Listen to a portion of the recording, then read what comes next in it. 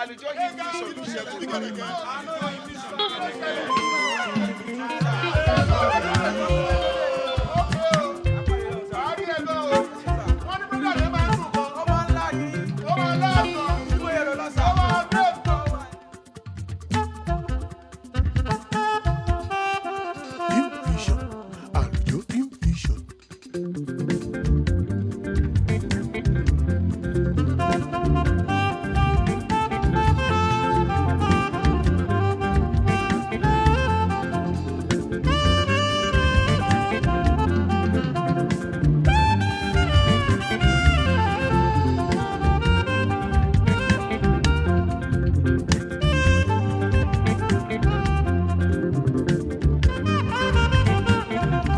AlujoHymn vision, oh my loud and great God, you.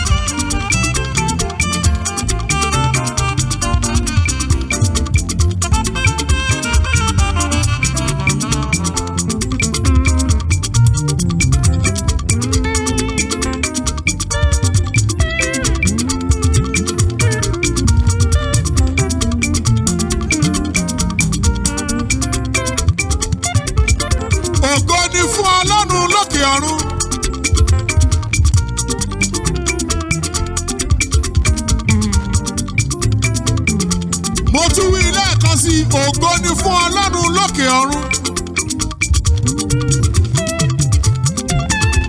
Ó ṣe àyàn yìí. Àtọ́ fara tìrí òkè ògo ni fún ẹ o. Ọlọ́run tá a kìkìkìkì tá ò lè kì tán. Ọlọ́run tó ń jà fún wa ní gbogbo ìgbà. The God that cannot be insulted. The God that is far bigger than what we are even calling him. Ancient of days, as old as you are, you've never changed. You can never change. You will never change. We are grateful. We are grateful. Second Sunday in the month of May. Oṣù alálùbáríkà, oṣù dùnnú. Bẹ́ẹ̀ ni ẹ má bínú, oṣù tó bí mi nìyẹn.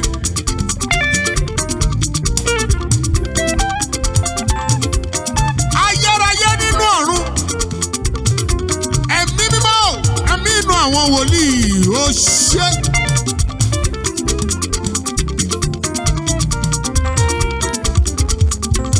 Mo fi ẹ̀yìn mi ti àgbélébùú. Mo ti ẹnu mi bọ ẹ̀jẹ̀ ìtùtù ìmùlẹ̀ àgbà tí a ta sílẹ̀ lórí òkè Calvary. Agbára gbogbo agbára wà lọ́wọ́ Ọlọ́run alààyè tó jẹ́ arúgbó ọjọ́. Atótílétọ̀, adára tán atóbi tán ọlọ́run ìpè Apostle Joseph Ayọ̀ Babalọ́lá we are grateful bí a ṣe ń lọ ẹ̀mí mímọ́ máa bá wa lọ ẹ̀mí àwọn wòlíì bá wa rìnrìn àjò ní. This is second Sunday in the month of May. We are grateful, oh Lord. Ẹ̀mí mímọ́ Ọlọ́run ó máa kú iṣẹ́.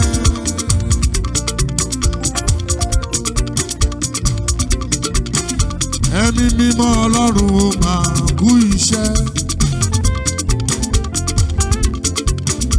Ẹ̀mí mímọ́ Ọlọ́run ó máa kú iṣẹ́ òye. Ó kú àgbálẹ̀ wá. Ó ṣe gbẹ̀ngà.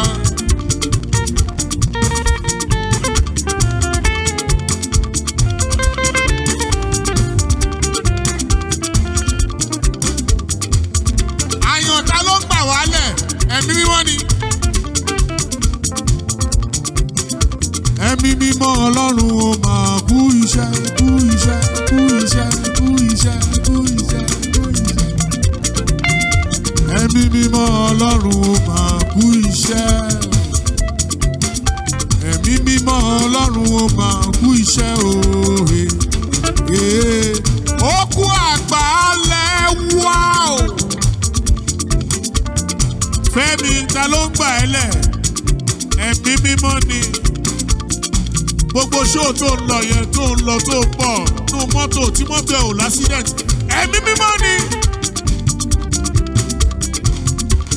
Fred, who has been taking good care of you? Jùwọ́n ta ló ń ṣe? Bàtà Jùwọ́n yẹn ó kọ́ wọ̀nàwọ̀nà.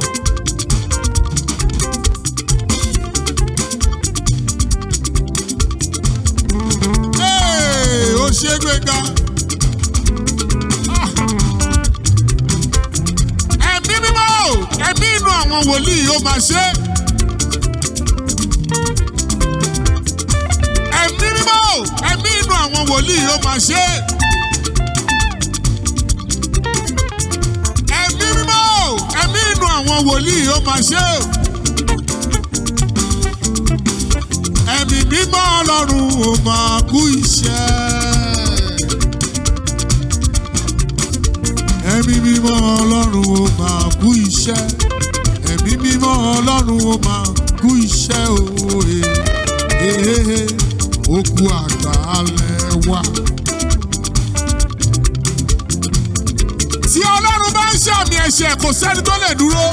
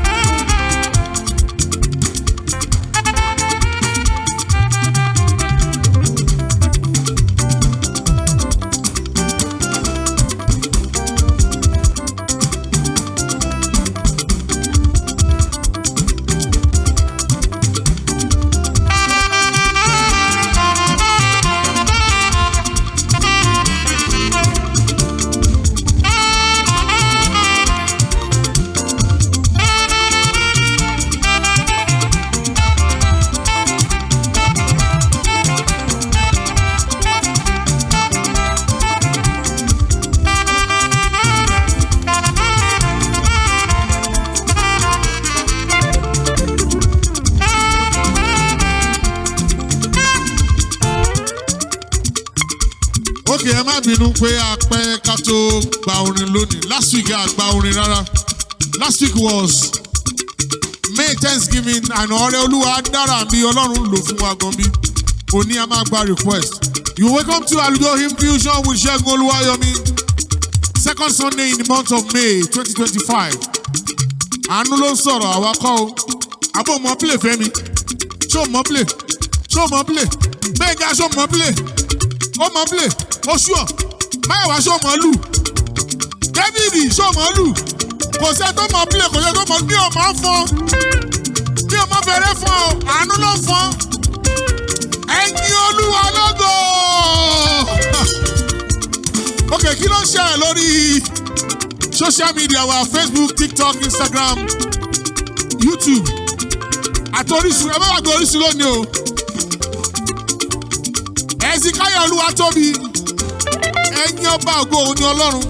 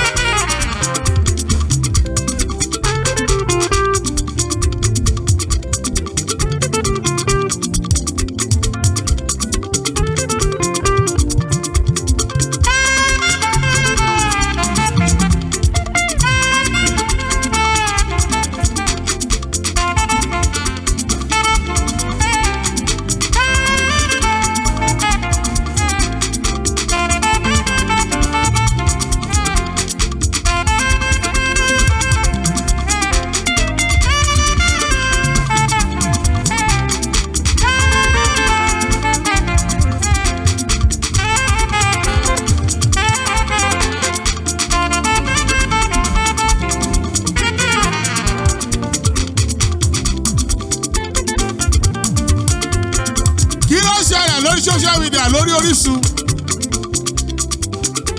Kí lẹ pé? Àjàlá Ọmọkẹ́mi, àìgbàgbọ́ bìlà tèmi lolúwa.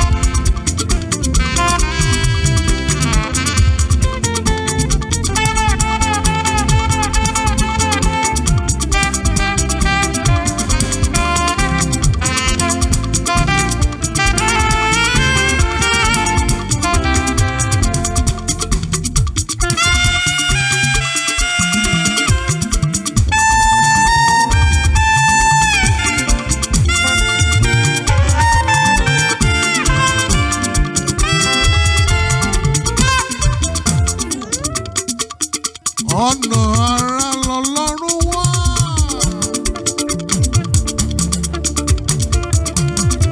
Ókè, kí ló ṣe lórí social media, lórí Orísun? Kí lẹ pé? Dòsùnmú láti Ìbàdàn. Olùgbàlà gbóhùn mi.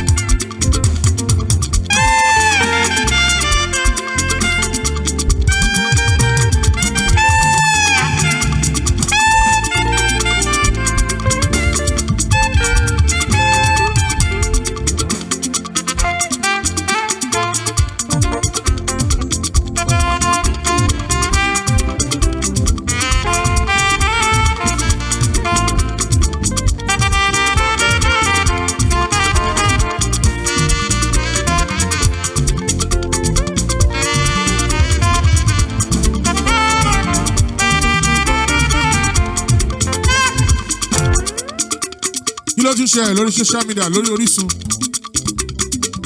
Prince Ọládayọ̀ nínú ìrìn àjò mi.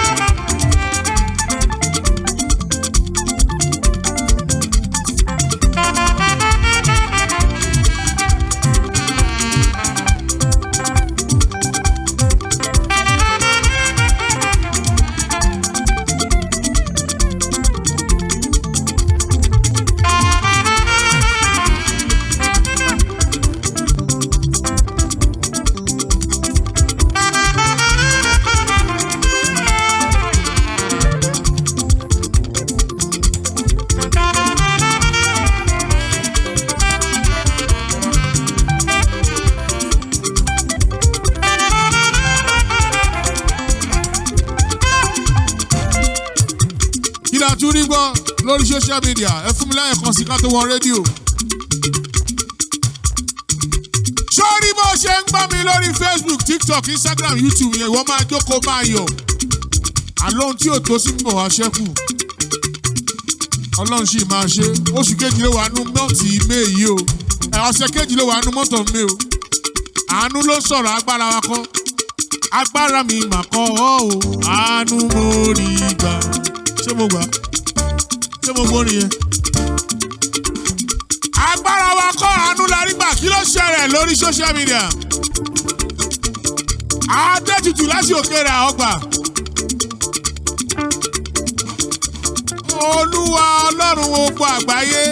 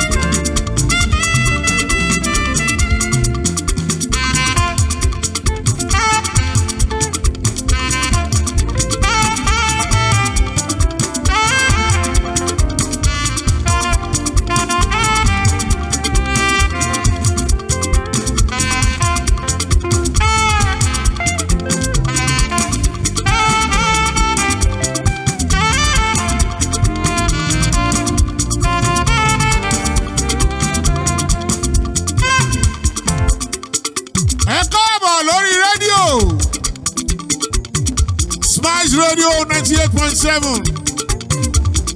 Dr. Oluwayomi Ambrose Shomide. Amama dúpẹ́ ní lójoojúmọ́, we are grateful. Thank you, ẹ tún fún ààyè gbà wá lónìí. Bẹ́ẹ̀ ni ẹ ṣé o, iléeṣẹ́ yín ò ní jóná o. Gbogbo ẹ̀yin tẹ́ ń gbọ́ wa lórí rédíò lórí Orísun, ẹ máa jó kẹ́ ẹ máa yọ̀. Ọ̀sẹ̀ kejìlá wà ní oṣù karùn-ún 2025.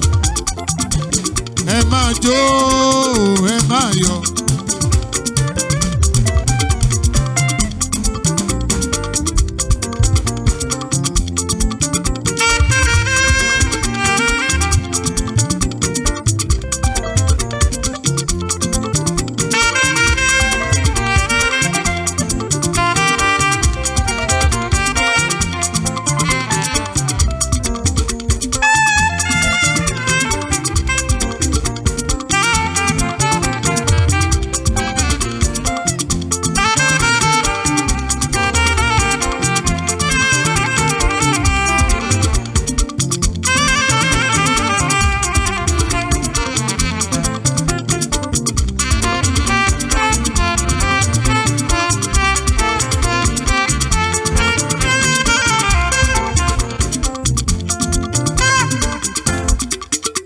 Kí ló ṣẹlẹ̀ lórí rédíò? Adédòkun Rótìbí nípa ìfẹ́ olùgbàlà kì yóò sí nǹkan.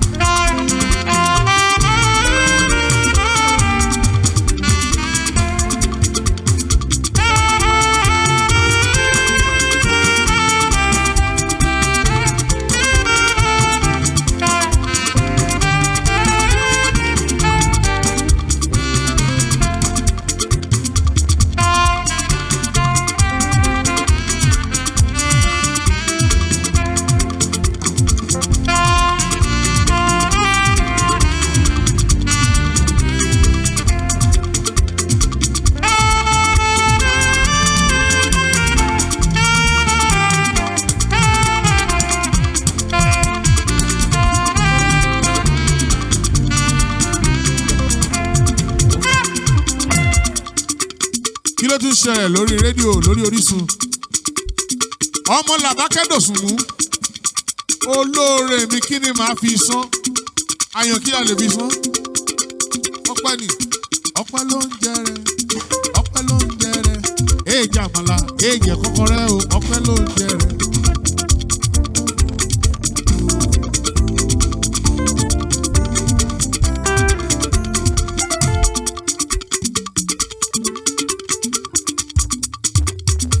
Gbénga bá ń kọrin yẹn.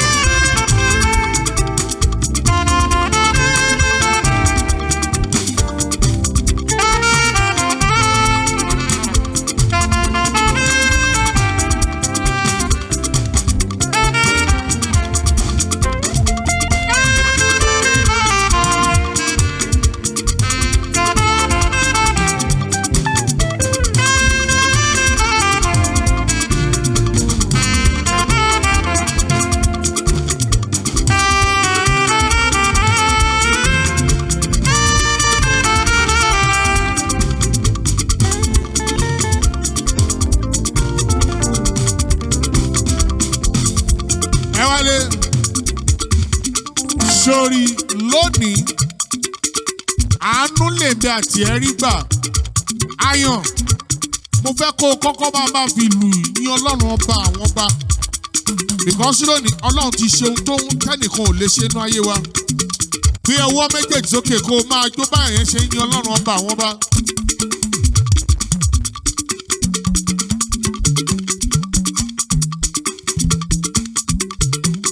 Ó sì ń wò wá, ó jẹ́ máa jó. Ayàn bọ́lé.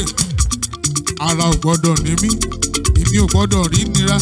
ìran ọ̀gẹ̀dẹ̀ ìsunkún àti ìdẹ̀ ara ò gbọ́dọ̀ ní mí Olúwa. Kò ṣe.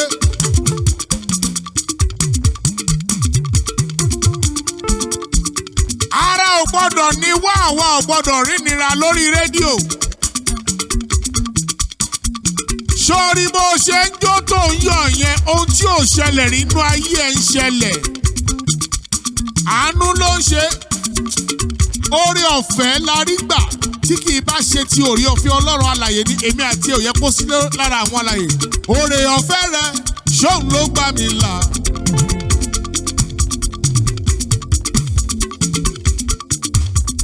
Oore ọ̀fẹ́ rẹ̀ ṣóun ló wo mi sàn. Bí kì í bá ṣe tòrè ọ̀fẹ́ òun bá ti kú o bàbá. Bí kì í bá ṣe tòrè ọ̀fẹ́ òun bá ṣe gbé o bàbá. Gbẹ̀ngà takini yẹn pẹ̀lú ìfẹ́ tí. Ó ṣe.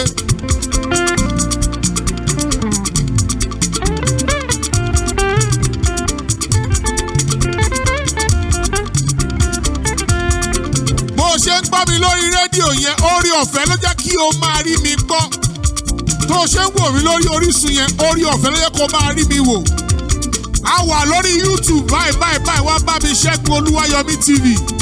Lórí Facebook Segun Oluwayomi. Lórí TikTok @Segun Oluwayomi. Lórí Instagram @Segun_Oluwayomi. Ṣóun ló wo mi sàn. Bí kì í bá ṣe tòrè ọ̀fẹ́ òun bá ti kú o bàbá. Bí kò bá jẹ tòrè ọ̀fẹ́. Gbọ́ ilé. Olóore ọ̀fẹ́. Ẹlẹ́rù níyì. Ọlọ́run àgbáyé.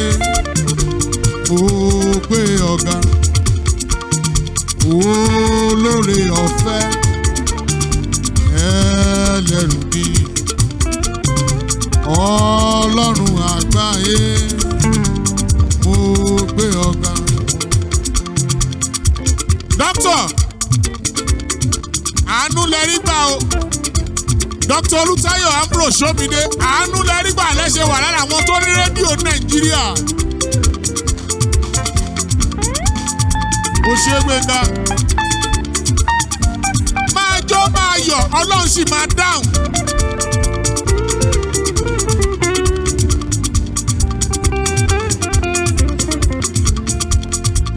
Olóore ọ̀fẹ́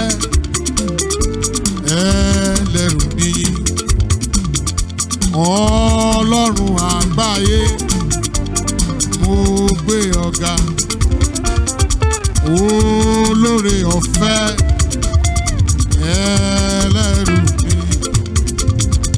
Ọlọ́run àgbáyé mo gbé ọ̀gá. Ẹ wálé. 2012 ni mo ṣe praise of the prophet jáde. Orin CAC ní àtẹ́wọ́ Lápámbẹ̀ àti Àkúbà. A máa bẹ orin yẹn wò lórí rédíò lónìí. Mo dúpẹ́ lọ́wọ́ ọ̀gá mi dáadáa, Dr. Olutayo Ambro Somide àti wòlíì orí rédíò. Bàbá mi dáadáa lórí fàájì wọ́n play orin yẹn gan dáadáa. Olúwa ṣé o. Ayọ̀, àdúrà mi ti gbà. Mo pàdé Jésù lọ́nà.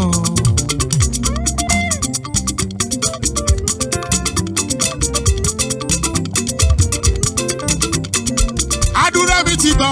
Mo pàdé Jésù lọ́nà. Ó ní kí n máa jà, ó ní kí n máa bínú, ó ní kí n máa sọ̀rọ̀ òdì sẹ́mi mímọ́. Àdúrà mi ti gbà. Mo pàdé Jésù lọ́nà. Méjì ló máa pàtẹ́wọ́ ẹ bá ṣe máa ń pa sí èsì yẹn pàápàá. Olúwa mojúbà rẹ ìbà o. Olúwa mojúbà rẹ. Ológo dídá o. Ẹlẹ́rù ni. Olúwa mojúbà rẹ. Olúwa mojúbà rẹ ìbà o. Olúwa mojúbà rẹ. Ọlọ́run ọ̀run yé. Ológo dídá o. Ẹlẹ́rù ni. Olúwa mojúbà rẹ. Ẹ gbọ́ ilé. Agbára rẹ̀ ga jù tọ̀tá lọ. Ìmọ̀ rẹ̀ ga jù tèṣù lọ. Agbára rẹ̀ ga jù tọ̀tá lọ. ìmọ̀ rẹ̀ ga ju tèṣù lọ. Ọlọ́run kò ṣeun tì ní ọ́. Oṣó ayé kò lè dí ọ lọ́nà iṣẹ́ rẹ̀. Ogun ayé kò lè dí ọ lọ́nà iṣẹ́ rẹ̀. Agbára rẹ̀ ga ju tọ̀tá lọ. Hallelujah o, hallelujah o. Hey. Praise of the prophet là ń ṣe lónìí. Hallelujah o, ẹ̀yin Jésù lógo. Àwa jogún ikú látọ̀dọ̀ Ádámù. Àwa sì ríye o lọ́dọ̀ Jésù Olúwa. Hallelujah o, hallelujah. Tó o ṣe ń gbọ́ mi nílé lórí rédíò lórí Orísun gbé ọwọ́ méjèèjì sókè kó kọrin tẹ̀lé mi. Wọ́n la àgbáyé já, wọ́n ó sìn mí bí ọba ní. Wọ́n ó débi tí ràn mí ò lè rí síre Ṣẹ́gun ó la àgbáyé já. Wọ́n la àgbáyé já, wọ́n ó dẹ̀ sìn mí bí ọba ní. Wọ́n débi tí ràn mí ò lè rí síre wọ́n la àgbáyé já. Ẹ wálé ẹ wálé. Ẹ̀yin èèyàn tẹ́ ń gbọ́ mi ẹ̀ mọ̀ túmọ̀ orin yẹn. Ó ní bàbá mi kan nínú Olúwa tí wọn kì í kọ orin yẹn mọ́. Ẹ mọ̀ ní wọ́n ní travelling ti ṣú àwọn. Wọ́n nígbà kan wà táwọn ń kọ orin yẹn back to back lójoojúmọ́. Ó wá di pé àwọn ń lo 12 hours nínú plane, àwọn ń lo 30 hours nínú plane. Ó wá ti ṣú àwọn. So tá a bá ti ń kọ orin yẹn àwọn yìí kọ́. Tí bá ti kọ́ máa ń mójú kúrò níwọ̀n ní wò mí. Bẹ́ẹ̀ èmi kọ́ ó jẹ́ kọ́ ìwọ tó wà ní ó jẹ́ kọ́. Gbogbo yẹn jẹ́ kọ́ níbí. Forúkọ ẹ sí Ṣẹ́gun ó la àgbáyé já. Wọ́n ó sìn ọ́ bí ọba ní. Ó débi tí ràn rẹ̀ ò lè rí síre Ṣẹ́gun ó la àgbáyé já. Dr. Ambrose ó la àgbáyé já. Wọ́n sìn bí ọba ní. Ó sì débi tí ràn rẹ̀ ò lè rí síre Ṣẹ́gun ó la àgbáyé já. Forúkọ ẹ sí wọ́n la àgbáyé já. Wọ́n sìn mí bí ọba ní. Wọ́n débi tí ràn mí ò lè rí síre wọ́n la àgbá. Ẹ̀yin àgbààgbà ọ̀run ẹ dìde. Ẹ̀yin àgbààgbà òde ọ̀run ẹ dìde o. Ọ̀rọ̀ yìí dójú ẹ̀ o, ẹ ràn wá lọ́wọ́. Mo mọ̀ pé wọ́n mo mú ìwà o, àyùkọ̀ pẹ́.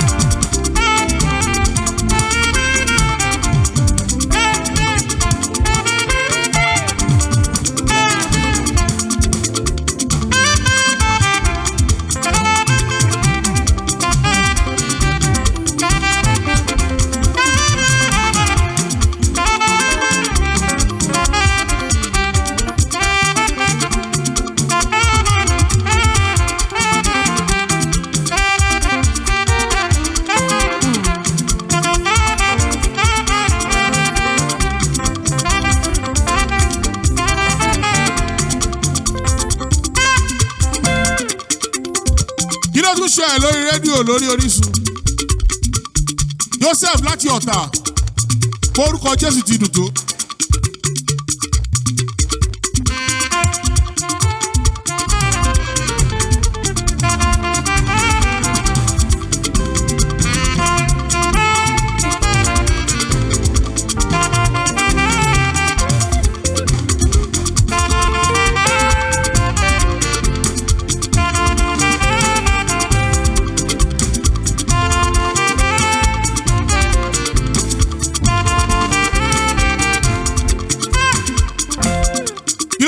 Lórí rédíò Ṣódùn kẹ́ Ọláolúwa. Mo dúpẹ́ pé mo rí àánú gbà. Onífèrè ni bàbá yẹn. Ṣódùn kẹ́ Ọláolúwa, God bless you.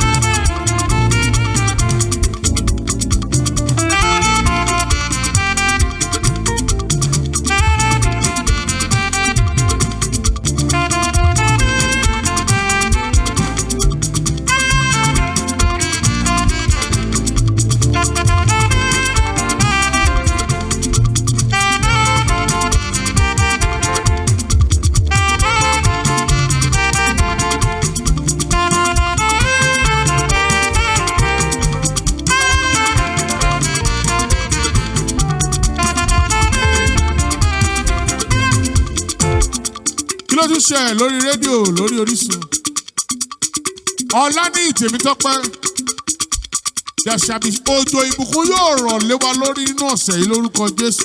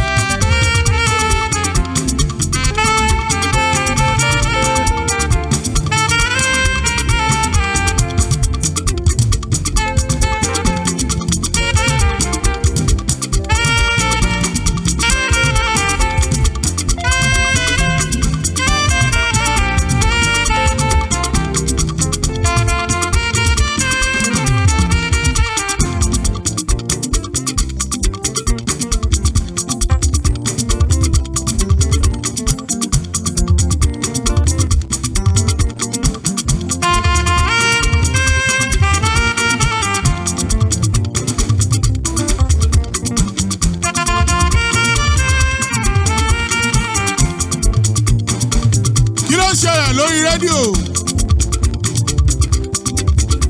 Fọlákẹ́ Prestige kílẹ̀ pé onídùúró mi ẹ ṣe.